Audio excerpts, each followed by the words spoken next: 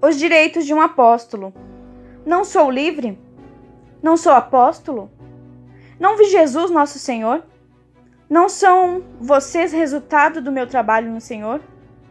Ainda que eu não seja apóstolo para outros, certamente o sou para vocês, pois vocês são o selo do meu apostolado no Senhor. Essa é a minha defesa diante daqueles que me julgam.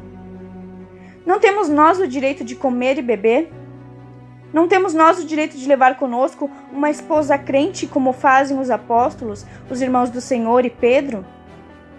Ou será que só eu e Barnabé não temos direito de receber sustento sem trabalhar? Quem serve como soldado à própria custa? Quem planta uma vinha e não come do seu fruto? Quem apacenta um rebanho e não bebe do seu leite? Não digo isso do ponto de vista meramente humano. A lei não diz a mesma coisa? Pois está escrito na lei de Moisés: não amordace o boi enquanto ele estiver debulhando cereal. Por acaso é com bois que Deus está preocupado? Não é certamente por nossa causa que ele o diz? Sim, isso foi escrito em nosso favor.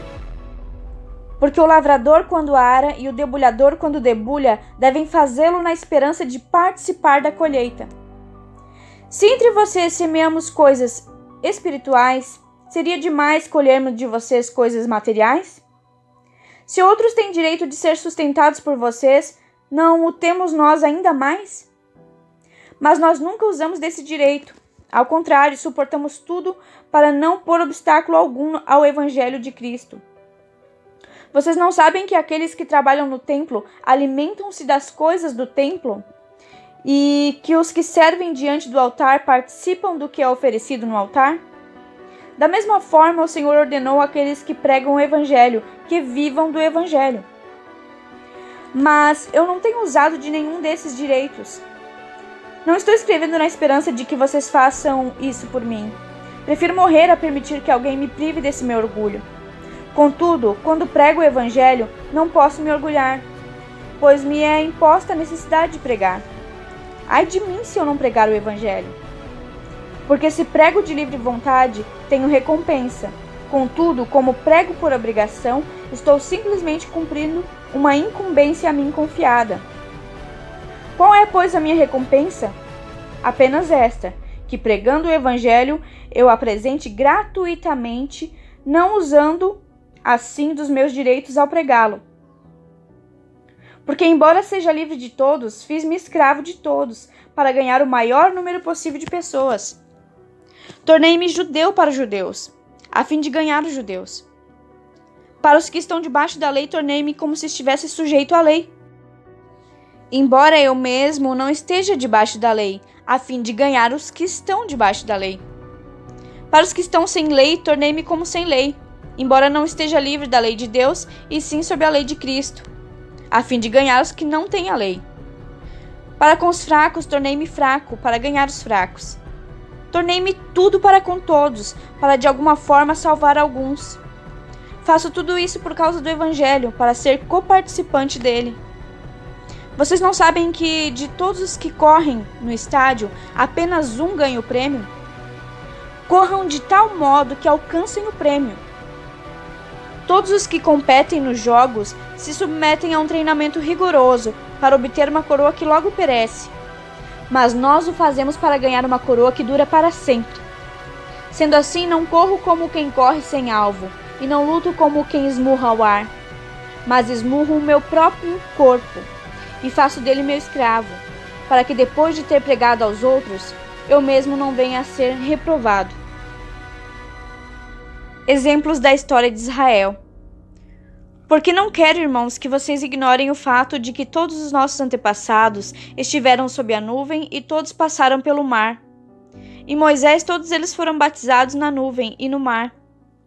Todos comeram do mesmo alimento espiritual e beberam da mesma bebida espiritual, pois bebiam da rocha espiritual que os acompanhava. E essa rocha era Cristo. Contudo, Deus não se agradou da maioria deles. Por isso, seus corpos ficaram espalhados no deserto. Essas coisas ocorreram como exemplo para nós, para que não cobicemos coisas más como eles fizeram. Não sejam idólatras como alguns deles foram, conforme está escrito: O povo se assentou para comer e beber, e levantou-se para se entregar à farra. Não pratiquemos imoralidade, como alguns deles fizeram, e num só dia morreram 23.000. Não devemos pôr o Senhor à prova, como alguns deles fizeram, e foram mortos por serpentes. Não se queixem, como alguns deles se queixaram, e foram mortos pelo anjo destruidor. Essas coisas aconteceram a eles como exemplos, e foram escritas como advertências para nós, sobre quem tem chegado o fim dos tempos. Assim, aquele que julga estar firme, cuide-se para que não caia. Não sobreveio a vocês tentação que não fosse comum aos homens. E Deus é fiel. Ele não permitirá que vocês sejam tentados além do que podem suportar. Mas quando forem tentados, Ele mesmo providenciará um escape, para que o possam suportar.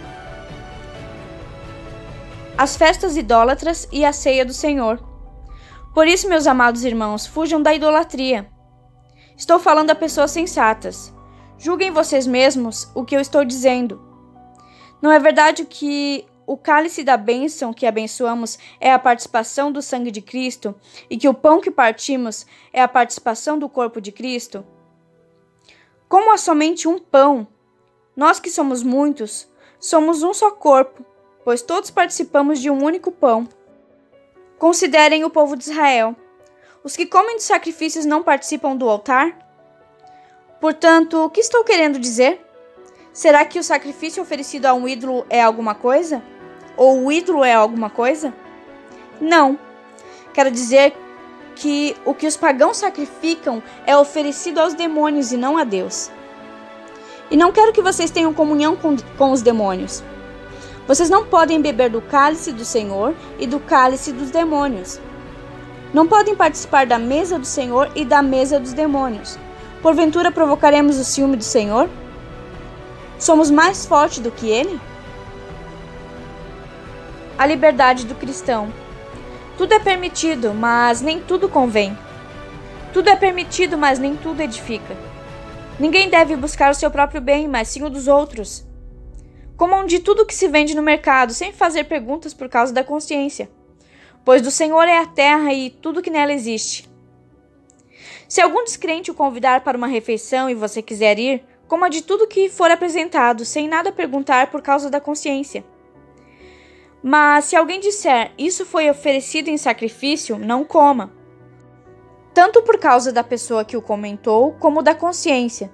Isso é, da consciência do outro e não da sua própria. Pois, por que minha liberdade deve ser julgada pela consciência dos outros? Se participo da refeição com ação de graças, por que sou condenado por algo pelo qual dou graças a Deus? Assim, quer vocês comam, quer bebam, quer façam qualquer outra coisa, façam tudo para a glória de Deus. Não se tornem motivo de tropeço nem para os judeus, nem para gregos, nem para a igreja de Deus. Também eu procuro agradar a todos, de todas as formas, porque não estou procurando meu próprio bem, mas o bem de muitos, para que sejam salvos. Tornem-se meus imitadores, como eu sou de Cristo. Instruções sobre adoração. Eu os elogio por se lembrarem de mim em tudo e por se apegarem às tradições exatamente como eu as transmiti a vocês. Quero, porém, que entendam que o cabeça de todo homem é Cristo, o cabeça da mulher é o homem, e o cabeça de Cristo é Deus. Todo homem que ora ou profetiza com a cabeça coberta desonra a sua cabeça, e toda mulher que ora ou profetiza com a cabeça descoberta desonra a sua cabeça, pois é como se tivesse rapada. Se a mulher não cobre a cabeça, deve também cortar o cabelo. Se, porém, é vergonhoso para a mulher ter o cabelo cortado ou rapado, ela deve cobrir a cabeça. O homem não deve cobrir a cabeça, visto que ele é a imagem e glória de Deus, mas a mulher é glória do homem. Pois o homem não se originou da mulher, mas a mulher do homem. Além disso, o homem não foi criado por causa da mulher, mas a mulher por causa do homem. Por essa razão e por causa dos anjos, a mulher deve ter sobre a cabeça um sinal de autoridade. No Senhor, todavia, a mulher não é independente do homem, nem o homem independente da mulher. Pois assim como a mulher proveio do homem, também o homem nasce da mulher. Mas tudo provém de Deus. Julguem entre vocês mesmos. É apropriado a uma mulher orar a Deus com a cabeça descoberta? A própria natureza das coisas não ensina a vocês que é uma desonra para o homem ter cabelo comprido e que o cabelo comprido é a glória para a mulher? Pois o cabelo comprido foi lhe dado como manto. Mas se alguém quiser fazer polêmica a esse respeito, nós não temos esse costume nem as igrejas de Deus. A ceia do Senhor. Entretanto, nisso que eu vou dizer não os elogio, pois as reuniões de vocês mais fazem mal do que bem. Em primeiro lugar, ouço que, quando vocês se reúnem como igreja, há divisões entre vocês. E até certo ponto eu o creio, pois é necessário que haja divergência entre vocês para que sejam conhecidos quais entre vocês são aprovados. Quando vocês se reúnem, não é para comer a ceia do Senhor, porque cada um come a sua própria ceia sem esperar pelos outros. Assim, enquanto um fica com fome, o outro se embriaga. Será que vocês não têm casa onde comer e beber? Ou desprezam a igreja de Deus e humilham os que nada têm? Que direi? Eu os elogiarei por isso? Certamente que não. Pois recebi do Senhor o que também entreguei a vocês, que o Senhor Jesus, na noite em que foi traído, tomou o pão e, tendo dado graças, partiu e disse: Isso é o meu corpo que é dado em favor de vocês. Façam isso em memória de mim. Da mesma forma, depois da ceia, ele tomou o cálice e disse: Esse cálice é a nova aliança do meu sangue. Façam isso sempre que beberem em memória de mim. Porque sempre que comerem deste pão e beberem deste cálice, vocês anunciam a morte do Senhor até que ele venha. Portanto, todo aquele que comer o pão ou beber o cálice do Senhor indignamente será culpado de pecar contra o corpo e o sangue do Senhor. Examine-se cada um a si mesmo, e então coma o pão e beba do cálice. Pois quem come e bebe sem discernir o corpo do Senhor, come e bebe para sua própria condenação. Por isso há entre vocês muitos fracos e doentes, e vários já dormiram. Mas se nós tivéssemos o cuidado de examinar a nós mesmos, não receberíamos juízo. Quando, porém, somos julgados pelo Senhor, estamos sendo disciplinados, para que não sejamos condenados com o mundo. Portanto, meus irmãos, quando vocês se reunirem para comer, esperem uns pelos outros. Se alguém estiver com fome, coma em casa, para que quando vocês se reunirem, isso não resulte em condenação. Quanto ao mais, quando eu for, darei instruções a vocês. Os dons espirituais. Irmãos, quanto aos dons espirituais, não quero que vocês sejam ignorantes. Vocês sabem que quando eram pagãos, de uma forma ou de outra, eram fortemente atraídos e levados para os ídolos mudos. Por isso eu afirmo que ninguém que fala pelo Espírito de Deus diz: Jesus seja amaldiçoado. Ninguém pode dizer Jesus é o Senhor a não ser pelo Espírito Santo. Há diferentes tipos de dons, mas o Espírito é o mesmo. Há diferentes tipos de ministérios, mas o Senhor é o mesmo. Há diferentes formas de atuação, mas é o mesmo Deus quem efetua tudo em todos. A cada um, porém, é dada a manifestação do Espírito, visando ao bem comum. Pelo Espírito a um é dada a palavra de sabedoria, a outro, pelo mesmo Espírito, a palavra de conhecimento, a outro fé, pelo mesmo Espírito, a outro dons de curar, pelo único Espírito, a outro poder para operar milagres, a outro profecia, a outro discernimento de espíritos, a outro variedades de línguas e ainda a outro interpretação de línguas.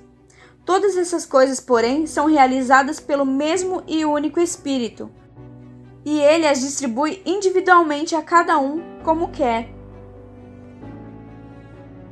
Diversidade na unidade.